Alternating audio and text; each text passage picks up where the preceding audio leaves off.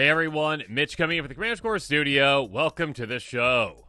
So, you can spend a fortune on Magic, especially in a format like Commander, but I'm going to be taking you through today some amazing budget options for you because, yeah, you can do some incredible things with budget cards as well, and there are some budget Commander Powerhouses, some $1 cards that you need to know.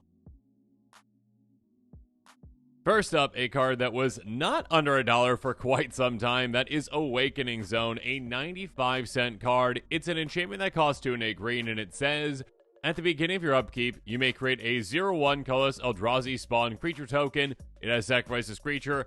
Add a colorless. Now, this is not just for Eldrazi decks out there. This is for a wide variety of decks out there. Of course, yes, Eldrazi can utilize it, absolutely. But this is not only a go-wide strategy card, it is a sacrifice strategy card, it is an aristocrat-style strategy card, and it's also kind of in a way like a ramp card, like a mana preserver card as well. It's a card that can impact the game in so many different ways. It is a card that can flood the board.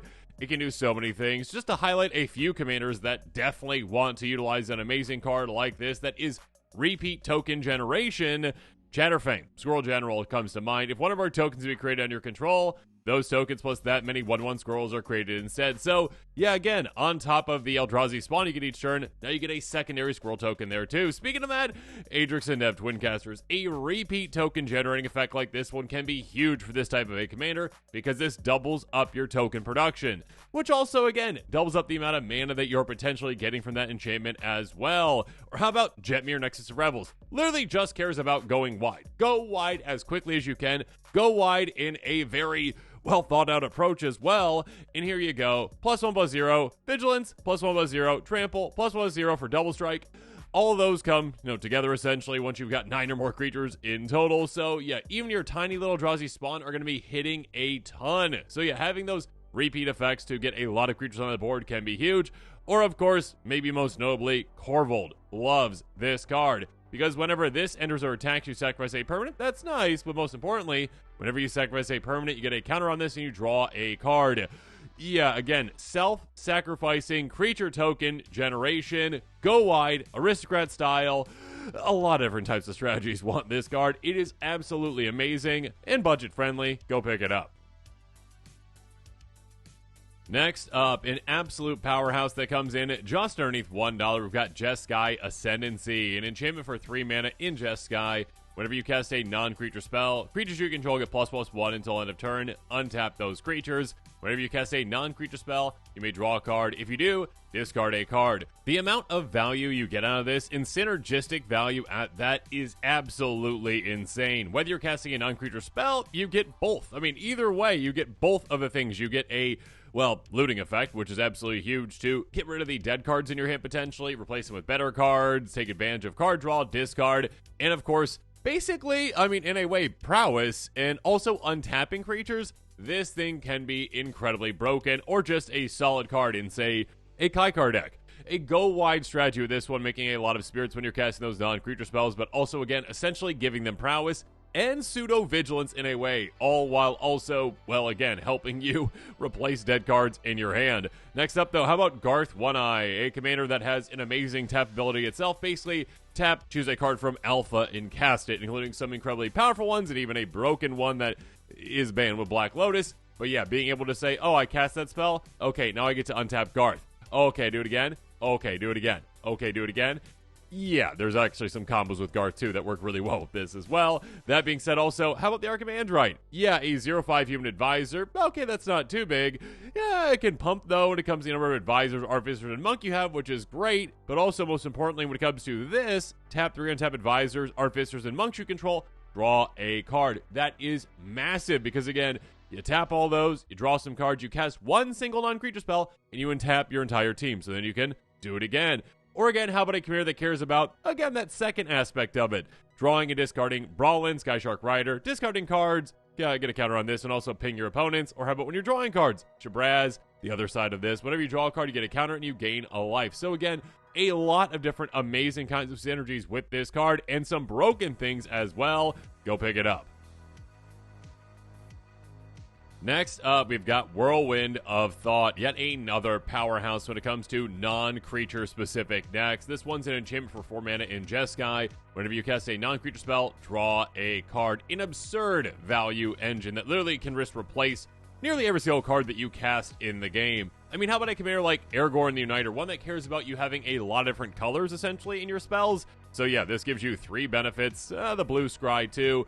The white, make a 1/1, and the red, basically lightning bolt to an opponent's face. That's quite nice, but of course, on top of that, many spells in this deck are going to be those, like charm-ish spells, the non-creature spells that are a lot of different colors, so yeah, you're going to be drawing a lot with that. Or how about Hinata Dawn Crowd, one that casts so many non-creature spells because, well, you can reduce the cost of them to basically nothing. Spells you cast cost 1 less cast for each target, and your spells your opponents cast cost more to cast. That's nice. Basically a big taxing effect, while also you get a giant discount.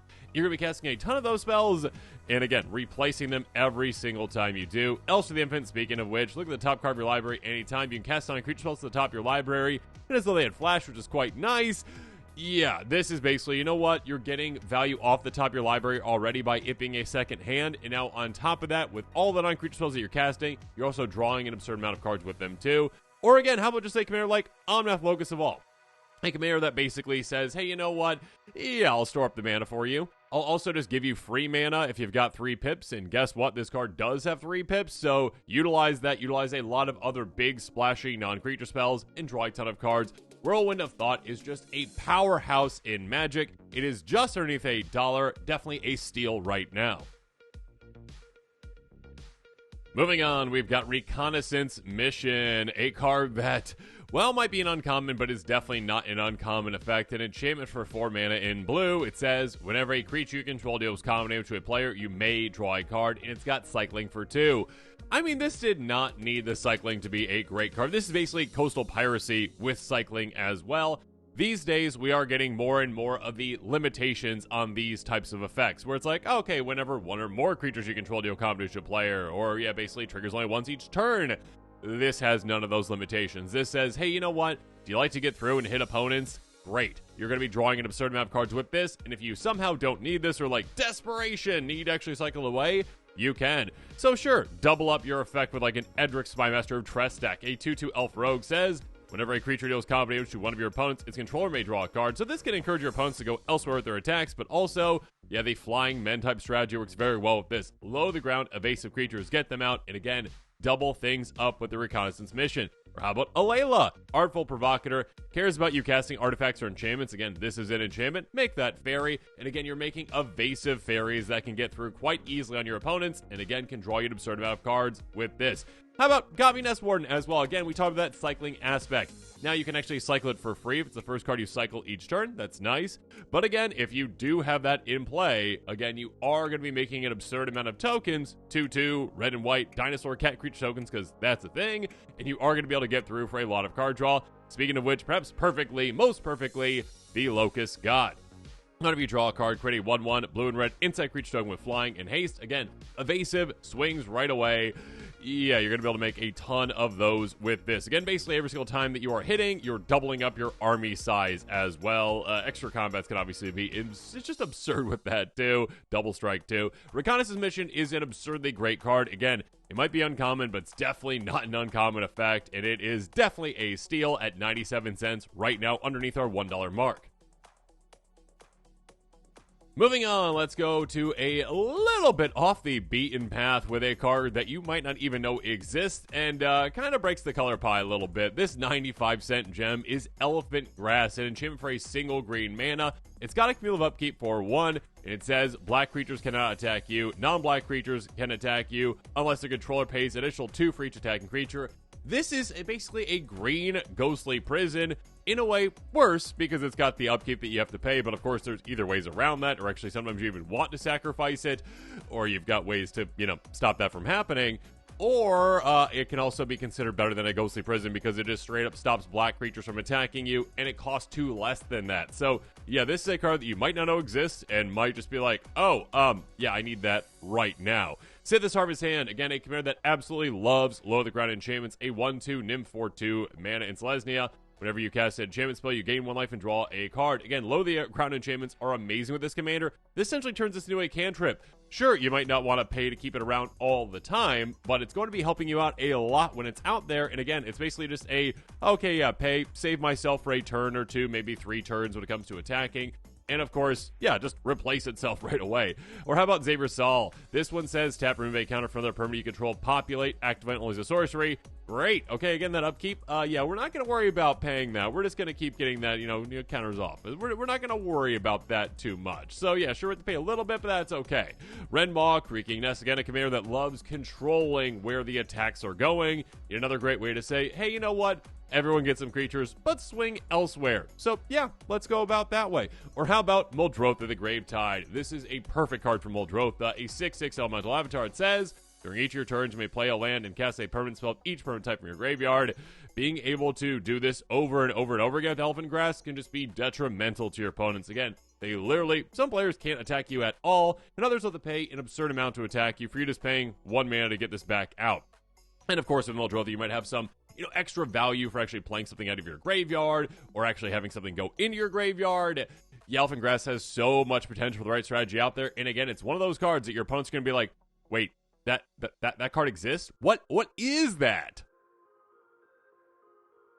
Moving on, let's move on to some creatures. And first up, Runic Armasaur. I love this card. 2/5 dinosaur for 3 mana in green. Whenever an opponent activates an ability of a creature or land that isn't a mana ability, you may draw a card. Here, just do this for me, okay? Next time at your commander night, when you're playing, just sit down at the table and just have your little notepad or, your phone off to the side. And every single time this occurs, just make a note of it, all right? Just tally it up, essentially. At the end of the game, just see, oh, yeah, actually, that happens quite a bit, where opponents are activating abilities of creatures or lands that aren't mana abilities. This is an absurd card draw engine that is also a good blocker for you. And of course, yeah, with a relevant creature type as well. So dinosaur decks, yes, but outside of that, plenty of other decks too. Jor-El Volley Recluse loves repeat card draw. Whenever you're drawing your second card each turn, you make a 2/2. You can also pump creatures a ton, which is nice. But yeah, repeat card draw can be huge for this. Betorkin All. This is one that cares about toughness. And again, you are getting a little bit of a discount, right, when it comes to that toughness. 3 mana for 5 toughness. Awesome. So it can help you get there while also drawing down into more cards to get to that 40 toughness to drain your opponents for a ton. Or how about Nikya of the Old Ways? Again, very creature-specific commander. You can't cast non-creature spells, so now utilize your other creatures to actually give you card advantage to fill in those gaps for the deck. Well, this just gives you an absurd amount of mana. Or how about Ruric Thar? Again, an amazing trigger. Again, pretty creature-centric when it comes to the deck because it says, hey, players, whenever you cast a non-creature spell, 6 damage to you. So when it comes to a commander that can be very aggressive against non-creature spell decks, that's amazing. But also one that can say, you know what, I'm taking advantage of all the things my opponents are doing and punishing them for it too. So yeah, Runic Armasaur is a crazy good card, an amazing card draw engine. And of course, dinosaur fans out there, go get it as well. Next up, moving on, like Reconnaissance Mission, yeah, this is definitely not uncommon power level, my goodness. We've got Storm-Kiln Artist, which is going to get +1/+0 for each artifact you control, and that doesn't have to be on the card at all. Like, I kind of forget that that's actually on the card sometimes, because it really, well, it can matter, but it really doesn't matter when you're choosing to include this in a deck, because what matters is Magecraft. Whenever you cast or copy an instant or short spell, create treasure token.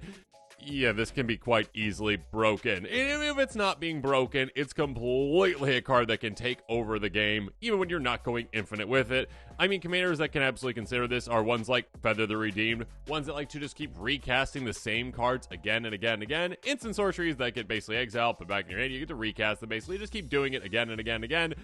Have fun. And you just keep getting the mana back, because a lot of those are like low the ground cantrips, so you're just basically getting free mana. You're getting a free spell every single time. Or how about Stella Lee Wildcard, the commander combo out of the command zone. It is way too easy to combo with this, and having Storm-Kiln Artist in play means you also have infinite mana. Have fun. Case Leak, tap, copy target, and source spell you control. I mean, new choosing targets, and only if you've cast 3 more spells. That is not really actually at all a restriction. At all a restriction when it comes to this kind of a commander. You just need any kind of a card that's like, hey, untap.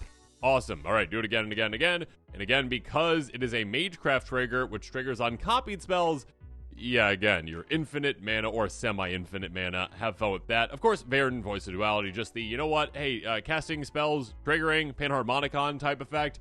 Yeah, that's going to be good with this card, obviously. Make 2 treasures instead of 1. Or how about utilizing those treasures in different ways with Galzeth Prismari? Artifacts you control have tap, add 1 mana of any color, only to cast an sorcery spell. Basically, again, a way to say, you know what, I've already casting a lot of sorcery spells. Now I get treasures when I do so, and it's kind of like permanent ramp. Being able to just utilize those to tap for mana instead of tap and sacrifice them.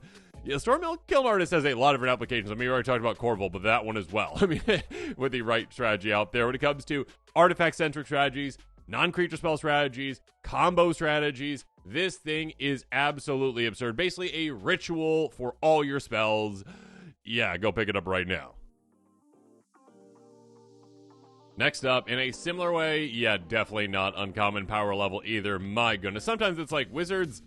Sometimes you put the rarity symbol on certain things. You're like, that's not a rare. That thing's useless. And then you're like, oh, why is this uncommon? Oh my goodness. Not that I'm complaining it's uncommon. It makes it more budget friendly. Anyways, Tireless Provisioner, a 3/2 elf scout for 3 mana. Whenever a land you control enters, create a food token, or something much better. No offense, food players out there. Treasure token.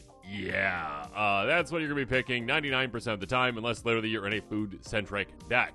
That is absolutely absurd. This is basically like, oh, you know, Lotus Cobra?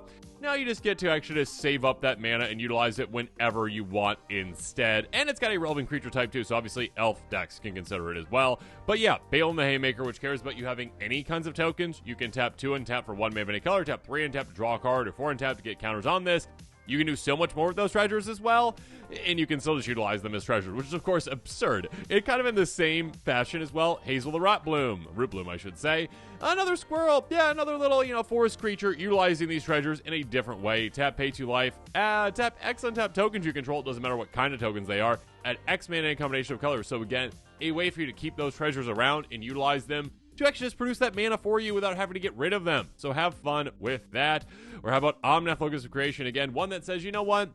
I'm really focusing on getting a lot of lands into play. Enters the battlefield under your control, you get 4 life. First time. The second time, you get some mana. The third time, 4 damage each opponent. You're going to be having a lot of landfall triggers occur, and now all of a sudden, on top of that, 4 mana that you get, when the third one happens or second one happens, you're getting even more mana every single turn when you get so many lands into play. Or how about very simply, the Panharmonicon as a commander, Yarhak the Desecrated, doubling up ETBs. Yes, even for lands, which Panharmonicon does not do. I don't believe it does. I think it's artifacts and creatures. Anyways, Tireless Provisioner is absolutely absurd. Absolutely absurd in, landfall decks, in treasure decks, yes, in food decks as well. And yeah, it's really hard to argue against this card being, more than uncommon power level. Apparently, there's a theme here right now, because the next one is also an uncommon, but not uncommon power level either. We've got Flux Channeler, a 2/2 human wizard for 3 mana. Whenever you cast a non-creature spell, proliferate, which again means choose any number of permanents and or players. You give each another counter of each kind already there. That has so many applications for so many different types of strategies out there, and this is a very low requirement to proliferate in something that you're going to be doing a ton and doing some absolutely absurd, amazing things. I mean, a commander like Atraxa absolutely love this, and Atraxa is a great proliferator too, but much more limited. 4/4, keyword soup, flying, vigilance, death touch, lifelink, at the beginning of your end step, proliferate. So, Atraxa gives it to you once. You get the proliferation once on your end step. Whereas the Flux Channeler's like, hey, I might not be as, guaranteed, but you're going to be casting non-creature spells. You're going to proliferate a ton. How about, though, Mizzix of the Magnus, a match made in heaven, a 2/2 that says, hey, you know what? Whenever you're casting against sorcery spells, mana value greater than the number of experience counters you have, you get an experience counter. Yeah, get a ton of experience counters. And all of a sudden, your instant sorceries cost basically nothing to cast. Reduces based on the experience counters you have. And of course, again, at a certain point, yeah, you're going to get to the point where you're like, okay, I cast. Great. But I might have ones that are a bit too big. Oh no. Oh, I'm still just getting more experience counters because the Flux Channeler has helped me with that. And you're basically doubling it up every single time. It's absurd. Tom Bombadil, though. Hey, you know what? Sagas also work really well with proliferation. Final chapter ability of a saga resolves. You reveal at the top to another saga. Guess what? You can speed things up so fast with those sagas, your opponent's heads will spin because you just cast some non-creature spells. You get to add wherever you want to your sagas when it comes to those counters, or decimate your opponents with Toxtril the Corrosive, a very salty commander. Basically, you get slime counters on your opponent's creatures at the beginning of any end step, every single end step, and then your opponent's creatures get shrunk, -1/-1 for each slime counter on them, and you can speed up that process as if it needed to be sped up. But yeah, you can speed it up even further, so your opponents have no chance of keeping any creatures in play at all. Again, this card has so many applications out there. It is such a good card and definitely not uncommon power level. Moving on, Resolute Archangel. A 7-mana angel, yes, that is just a 4/4 flying, but it has a massive ETB for you, a game-changing ETB for you. Enters the battlefield if your starting life total is less than your starting life total. If your life total, I should say, so less than your starting life total, it becomes equal to your starting life total. Basically, are you less than 40? Go to 40. Oh, you're at 1? Oh, you're about to lose? Oh, okay, go to 40. Oh, okay, this is an ETB without a cast trigger requirement? Yeah, go to 40. So easy to use and abuse. I mean, of course, yes, Angel Tribal. Yeah, cool, all right, cool. It's a 4/4 flyer, but like in Giada, when you play it, it can be a lot larger than that, while also resetting your life total. Or how about something you might not expect with Hashiton Scarab's Fist, a commander that is really cool with really expensive creatures because, hey, if you just discard that, with one of the free discard outlets you have out there, discard it, just pay 3 mana. Instead, you get a 4/4 copy of it that's a black zombie. Yeah, that literally is actually even better for you because, hey, all right, I can just pay for 3 mana instead of 7. I'm not losing anything on power toughness, which is fine. I get that amazing ETB again whenever I want because that free discard outlet's going to let me discard at instant speed. Cool. And then all of a sudden my opponent's like, I'm going to swing for lethal. And you're like, no, back to 40. Ha. Also, I've got some populate effects, so I'm just going to keep populating it whenever I want. Or how about Kenny? Okay, pay 5 mana essentially in total. Get target creature card from a graveyard on the battlefield under its own control. Literally just, hey, unless you kind of like exile this angel away, I can just keep getting it back when it dies and then resetting my life total. Good luck. Or, of course, yes, Brago. King Eternal. Hey, Blink Dex. Again, very simple, very effective. It's an ETB that does not have a cast trigger requirement. Every single turn, I'm resetting my life total. Good luck, opponents. Resolute Archangel is a crazy good card for the right strategy out there. Again, something that is unexpected and something that your opponents might think that they have you on the ropes. And then all of a sudden, oh, I've got the highest life total of anyone. And by the way, I've got ways to use and abuse this so that I can keep resetting my life total when I need to. Good luck. Moving on, another great creature with Entity Tracker, a 2/3 human scout for 3 mana in blue. Flash, whenever an enchantment you control enters, and whenever you fully unlock a room, draw a card. I feel like sometimes players, when they see like text on a card that like isn't relevant to them, like, oh well, I don't have any rooms in this deck, and I don't really want to use any rooms, so like that part's useless. Who cares? It doesn't matter. Just pretend that this is like Constellation Enchantment enters, draw a card on a flash creature. Basically Idol of Blossoms, but with flash and cheaper.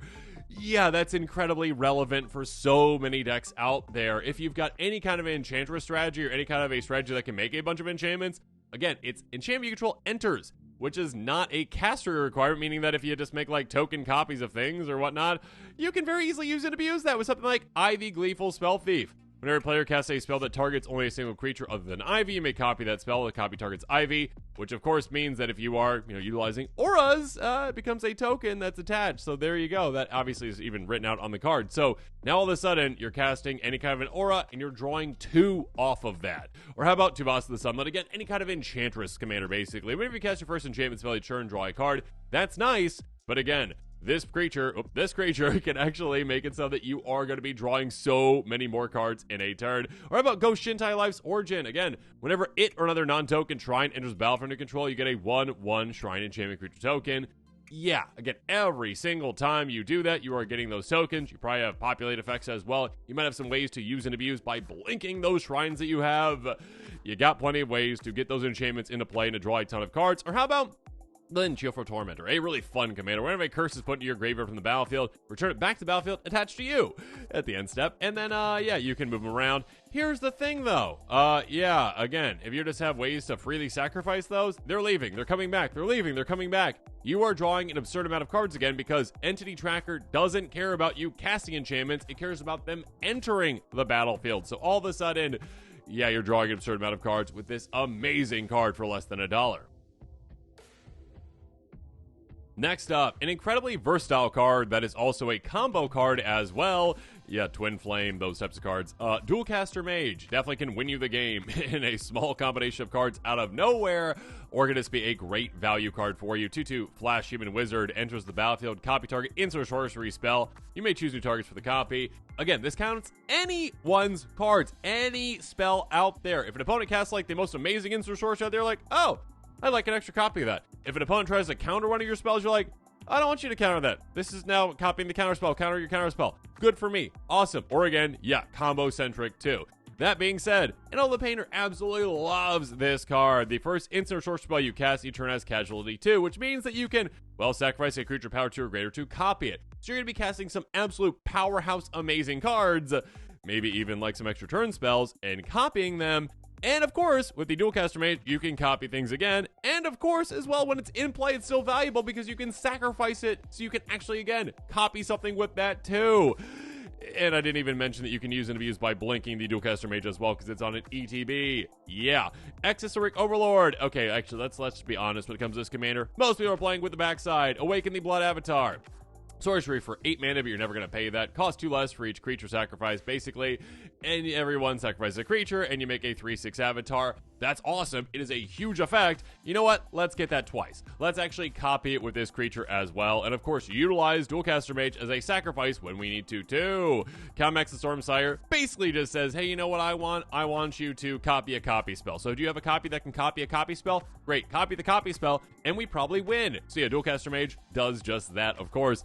And of course, yeah, it is a wizard. It's also a human. So yeah, it is very relevant for wizard and human tribal decks. So yeah, and all Archmage Ritualists absolutely love this, especially since you can just copy that creature by paying additional 1. Dualcaster Mage is an amazingly versatile card that can help you out in so many circumstances. It can copy opponents' big spells. It can copy their counter spells. It can copy your spells. It can go infinite with so many things. And it's just a high value centric card. Go pick it up right now.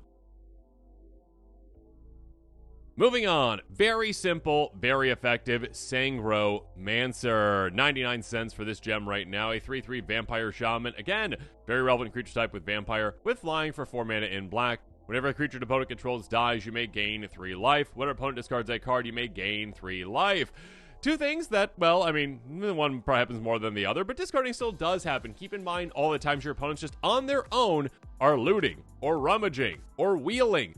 Yeah. You're going to be gaining an absurd amount of life with this, on top of course, just what more normally happens, creatures dying that your opponents control. And of course, this does not specify non-token. 3 life for each of these things is absurd. This is going to pound your life total an absurd amount, and again, it's a 3/3 flyer as well. That is relevant creature type. That being said, of course, Dina Soul Steeper. Yeah, a commander that cares about you having different instances of life gain. Whenever you gain life, each opponent loses 1 life. That's going to happen a ton. Again, discarding creatures dying, you're going to be draining your opponents. Tiny Bones Trinket Thief. This one is a bit more, no offense to, discard fans out there, but a bit more mean. Yeah, discard decks can just be a bit mean, but, yeah, what you're doing is you're saying, you know what, hey, at the beginning of each turn, set discard a card this turn. You draw a card, you lose 1 life. You're going to have an absurd amount of ways, especially repeat ways, to force discard. You're going to gain a ton of life to make up for that life lost as well. Or how about Veto Thorn of the Dusk Rose? Yeah, you basically are lightning bolting opponents anytime any of those things happen. Whenever you gain life, target opponent loses that much life. Yeah, hey, did one of your creatures die? Okay, I'll gain 3. I could make you lose a 3, but actually that player over there is a bigger threat, so let's make them lose the 3. Or how about a player discards? If 1 wheel occurs, you're just going to be taking an opponent out, basically. Or how about Carrick, Son of Yawgmoth? Again, this is one where it's like, you know what? Everything is Phyrexian mana for me, essentially, so yeah, I'm going to pay a lot of life to cast a lot of spells. Sangromancer itself is just 2 mana with this, and also it's going to make up for all that life loss, basically, probably on its own, just getting you all that life throughout the game. If you've got Edict effects, if you've got discard effects, you're going to make up for that just on your own, and even if not, just throughout the game, it's going to do it on its own. Go gain that life. Next up, though, on the other end of things, go lose that life with Doom Whisperer, a 6/6 Nightmare Demon. Yes, it is, with Flammable for just 5 mana. But wait, that's not all, because of power creep. Pay 2 life, Surveil 2, which again means basically Scry 2, but Graveyard instead of the bottom library. So, yeah, this is absolutely an absurd creature. Again, literally, It is a 6/6 flying trample for 5 mana. And again, 10 years ago, 20 years ago especially, you'd be like, oh, what's the giant downside on it? It's like no downside, just massive upside, just repeat effect. Yeah, that is crazy. Again, pay 2 life, surveil 2, that's just like, oh, do I want to decide what I'm going to be drawing into? And do I have life to give? Yeah, I'm playing Commander. I've got 40 life. I can lose plenty of it. And of course, there's Commanders out there that actually even want to lose life, like, you know, Rowan, Sign of War. A 4/2 Human Wizard with Menace. Tap spells you cast this turn that are black and or red. Cost X less to cast for X is the amount of life you lost this turn. Only at sorcery speed. Yeah, that doesn't matter. You're going to be doing this on your turn. Basically, hey, you know what? I'd like to go down, I don't know, 30 life while basically surveilling 2 15 times. Sure, so I can get to the exact card that I need on the top of my library. Maybe get some things in my graveyard that I need as well, but you know what? Like, cut to ribbons? Yeah. But yeah, you know what? Let's just keep doing that until I get to the right card, and then maybe use something else to draw that, and then I just win the game. Yay! Have fun. Sir Conrad the Grim. This is also just an I win the game thing. Whenever the creature dies or a creature card is put in a graveyard from anywhere other than the battlefield, or a creature card leaves your graveyard, 1 damage each opponent. Basically, creatures go here, there, or anywhere. Yeah, if you've got more life than your opponents and you just keep hitting creatures off the top of your library when you surveil them in your graveyard, you're going to be pinging your opponents and you're going to be taking them out. My goodness. And especially if you've got like Wound Reflection, ways to double that up. If you've got maybe ways to reanimate all those creatures, it's a massive finisher. Or how about Yannick Cryptic Sovereign, who really cares about the top of the library? Attacks through the top card of your library, casts out paying its mana cost if its mana value is odd. Keep in mind that the actual Doom Whisper itself is odd too.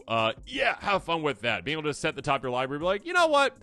I want to just keep going until I get the most powerful card in my deck. Let's pay 2 more life. Let's pay 2 more life. Let's pay. Oh, there it is. Okay, cool. Right on top. All right, awesome. Swing and cast this giant spell, and I win the game. Or how about Villus Broker of Blood? Yeah, a commander that absolutely loves losing life. Whenever you lose life, draw that many cards. So you are literally, again, losing life, setting the top of your library, drawing cards, all in combination. Just, hey, you know what?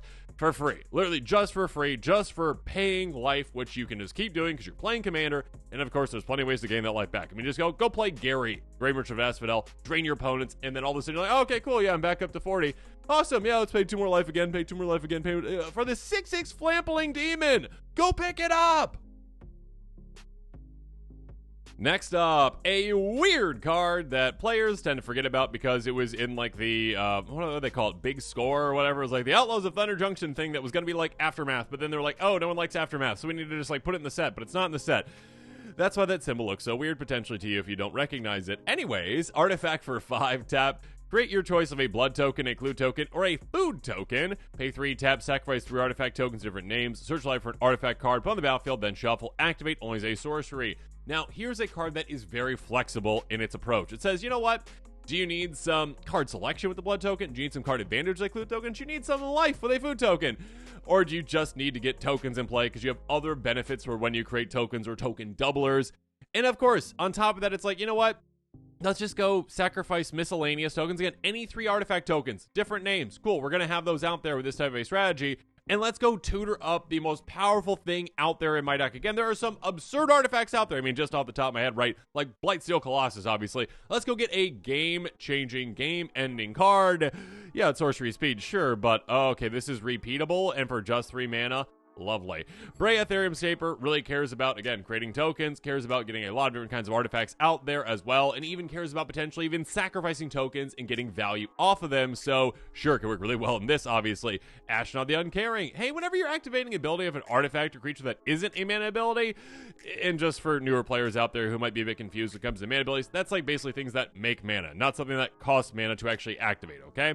Hey, you know what? If one of our permanents are sacrificed to activate that, you can copy it and choose targets to copy. Oh, so basically, I just paid 3, tap, sacrifice 3 artifact tokens of different names, and I go get to tutor up 2 my best artifacts, 2 massive artifacts, maybe in 2 artifacts that combo with each other. Or how about Gimbal, which is all about differently named artifacts, basically. Hey, you know what? Get counters on some gremlins, differently named artifact tokens you control. That's what you care about. So again, this is like, you know what? I can make those for you. I can also sacrifice some for you if we need to go tutor something up. we can do just that. Or Tivit Silver Secrets again, making an absurd amount of tokens, basically ETB, and attack too, but mostly ETB. Hey, everyone's gonna vote, but I stacked the vote a little bit. Treasures, clues, just absurd things. Let's go tutor up the most powerful artifact in my deck and win the game from there as well. Yeah, Transmutation Font is one that players might forget about because, again, it's from like a really weird like part of a set that's not part of a set, that was supposed to be part of a set, but not. Yeah, it's a really cool card that can work out in a lot of different artifact style synergies. Next up, Skyclave Relic, just underneath $1.99. An artifact for 3, but you can also kick it for 3. It's got indestructible, it can tap for 1 of any color, and enters the battlefield. If it was kicked, you get 2 tap token copies of it. This is a very unique mana rock in that, well, it is flexible. There's only so many flexible mana rocks out there, and sure, it does cost 3, it just taps for 1. It is inefficient in that way. That being said, it protects itself, so it's going to stay out there, essentially. Again, it's got indestructible. There's not too many ways that players are playing typically to just get rid of this in general. And of course, on top of that, hey, it's flexible enough that, you know what, I'll kick it, I'll make 2 extra. So actually, you know what, if I'm at 6 mana, I'm getting half the amount of mana back. Again, that makes it so much more efficient when you are able to kick it. So early on, it can help you if you need it. Later on, it's even better for you. And again, it's going to stick around. Commanders that can utilize it. Ones that just have a bunch of extra mana lying around and like to get you extra mana from the things that you're casting too, like Belby. Hey, everyone's post-combat main phase. Add some colors for each opponent lost life this turn. Yeah, basically, again, turn 3, you're probably guaranteed to actually just kick this. You probably are guaranteed because you've got so many of those one-drop creatures, one-drop things that basically can say, you know what, opponents, you lose some life. So then Belby's out turn 2, and all of a sudden you're like, okay, yeah, awesome, post-combat main phase, let's put that out there. So yeah, basically turn 2, actually, Skyclave Relic that is kicked. You're going to be off to the races. Or how about Roxanne Starfall Savant? This one says, you know what, when you're attacking artifact tokens for mana, you tap those, you know, you get extra mana. You get extra mana. Good for you. So yeah, usually this works well with, well, treasures, obviously. Of course, it works even better with this because you get to keep those tokens around, unlike treasures, usually. So being able to tap all that now basically for 5 mana in total, again, your regular one and your 2 token copies that tap for 2 each, you're almost getting all the mana back that you just put into that. You're ramping so far. Or, of course, how about Brutaclad? One that says, you know what, that's great that it is actually a mana rock for us. And it's also great that it's a token maker for us, too, because I like when you get tokens out there, and I like turning all the tokens into whatever tokens I want. So you can actually turn all of your tokens again into mana rocks that are indestructible, that are basically protected ramp, and just ramp way ahead of your opponents. Or how about Chisgoria Forged Tyrant, one that's got affinity for artifacts itself, so again, getting more artifacts out there equals, well, better. It kind of like doubles up the value of your Skyclave Relic when it comes to casting this, because it's basically like 6 mana instead of just 3.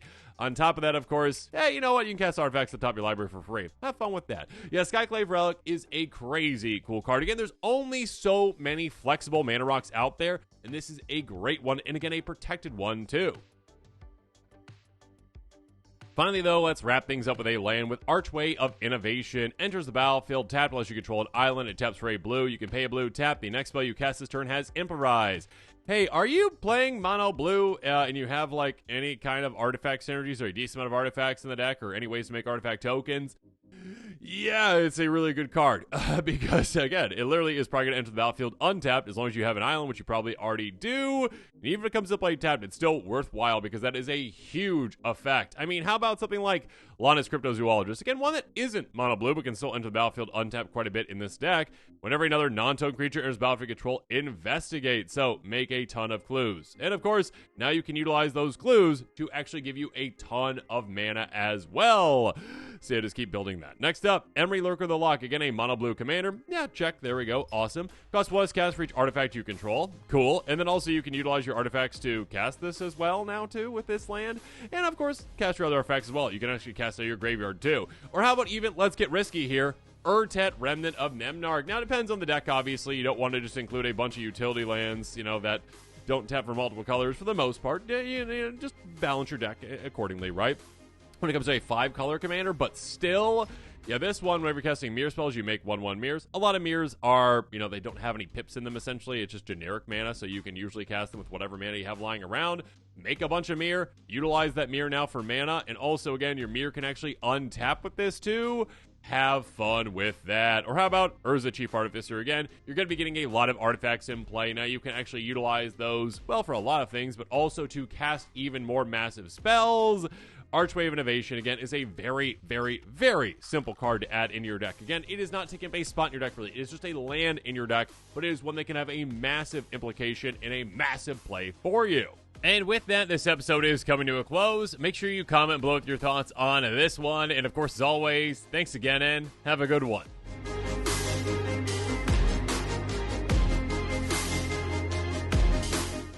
This show and episodes like this one are possible thanks to viewers like you. If you're looking for an easy way to help support this show, make sure that you like, share, and subscribe. Also, hit that bell notification icon so you don't miss any new episodes. You can also go check out our playmats and other merchandise at thecommandersquarters.com. Another easy way to support this show is with our TCG player affiliate links. So whether you're buying a deck or individual cards, you can use this general link right here or one in the description. And the final way that you can support this show is by supporting us directly by becoming a patron. There are many benefits to being a patron, and I truly couldn't do this without all of their support.